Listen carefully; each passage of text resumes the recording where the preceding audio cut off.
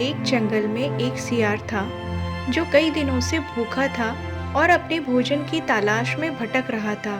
कई दिनों से उसे कोई शिकार नहीं मिला था और भूख के मारे उसकी हालत खराब हो चुकी थी। थक हार कर उसने सोचा कि जंगल के पास वाले गांव में जाकर कुछ खाने का इंतजाम करना चाहिए। हालांकि उसे गांव में जाना खतरनाक लगता था क्योंकि वहां इंसान और कुत्ते रहते थे, लेकिन भूख के कारण उसने अपने डर पे काबू पा लिया। सियार धीरे धीरे गांव की ओर बढ़ा।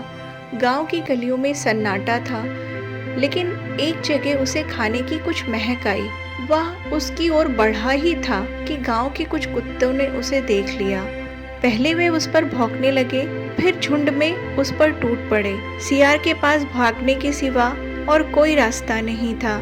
जान बचाने के लिए वो दौड़ता हुआ गांव के एक मकान में घुस गया। यह मकान एक धोबी का था, जहां कपड़े धोने और सुखाने का सामान रखा था। सियार ने मकान के कोने में एक बड़ा सा ड्रम देखा। ड्रम में नीला पानी भरा हुआ था। डर और घबराहट में सियार ने बिना कुछ सोचे समझे ड्रम में छलांग लगा दी। वह नीला पानी धोबी का नील था, जो कपड़ों को चमकाने और रंगने के लिए इस्तेमाल होता था। सियार रात भर ड्रम में छुपा रहा। कुत्तों ने जब उसे बाहर नहीं देखा तो वो वहां से चले गए। सुबह होने पर सियार ड्रम से बाहर निकला और तेजी से जंगल की ओर भागा। रास्ते में उसे प्यास लगी तो वो नदी के किनारे पानी पीने चला गया। जैसे ही उसने पानी में अपनी परछाई देखी, वह चौंक गया। उसका पूरा शरीर नीले रंग में रंगा हुआ था। उसको अपनी आंखों पर विश्वास नहीं हुआ। अब वह भूरे रंग का साधारण सियार नहीं था, बल्कि एक विचित्र नीले रंग का जीव बन चुका था। जब सियार जंगल पहुंचा तो उसे दूसरे जानवरों ने देखा और वो डर गए। उन्होंने पहले कभी ऐसा नीला जानवर नहीं देखा था। कोई उसे राक्षस समझ रहा था तो कोई देवता। जानवर उससे दूर भागने लगे। सियार ने जानवरों को डरते हुए देखा तो उसके मन में एक चालाक विचार आया। उसने सोचा, क्यों ना मैं इस डर का फायदा उठाकर खुद को राजा बना लूं। इसके बाद सियार ने भागते हुए जानवरों को रोका और गंभीर आवाज में कहा, डरो मत मित्रों, मैं ब्रह्मा जी का दूत हूँ। उन्होंने मुझे इस जंगल की रक्षा के लिए भेजा है। अब से मैं इस जंगल का राजा हूँ और तुम्हारी सुरक्षा की जिम्मेदारी मेरी है। मेरे राज में तुम सब सुखी रहोगे। जानवर सियार की अनोखी नीली आकृति और उसकी बातों से प्रभावित हो गए। उन्होंने उसे जंगल का राजा मान लिया। सियार ने तुरंत अपनी सत्ता का विस्तार शुरू कर दिया।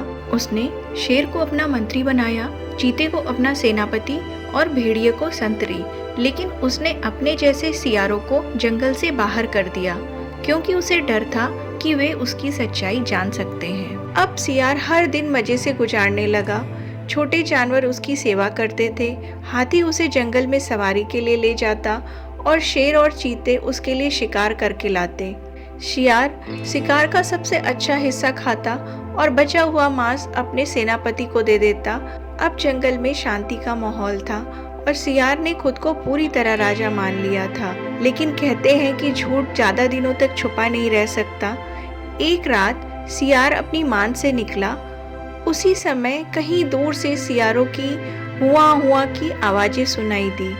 सियार चाहे कितना भी राजा क्यों ना बन जाए, आखिरकार वह सियार ही रहता है। सियार अपने असली स्वभाव को भूलकर उन सियारों के साथ हुआ करने लगा। उसकी आवाज पूरे जंगल में गूंज उठी। सियार की आवाज सुनकर दूसरे जानवरों को यह समझने में बिल्कुल भी देर नहीं लगी कि वह कोई ब्रह्मा का दूत नहीं है, बल्कि एक साधारण सियार है जिसने उन्हें मूर्ख बनाया था। सभी जानवर गुस्से में भर गए। शेर, चीता, भेड़िए और हाथी सब उसके पीछे दौड़ पड़े। सियार ने भागने की बहुत कोशिश की, लेकिन झूठ और धोखे का अंत होना ही था। शेर और चीते ने सियार को पकड़ लिया और जंगल के सभी जानवरों ने मिलकर उसे खत्म कर दिया। सियार की मौत के बाद जंगल में फिर से शांति स्थापित हो गई। जानवरों ने सबक लिया कि जो झूठ का सहारा लेकर अपना राज चलाना चाहता है, उसका अंत बुरा ही होता है। इस कहानी से हमें ये सीख मिलती है कि झूठ से अधिक समय तक किसी को भी मूर्ख नहीं बनाया जा सकता। जीत हमेशा सच्चाई की ही होती है।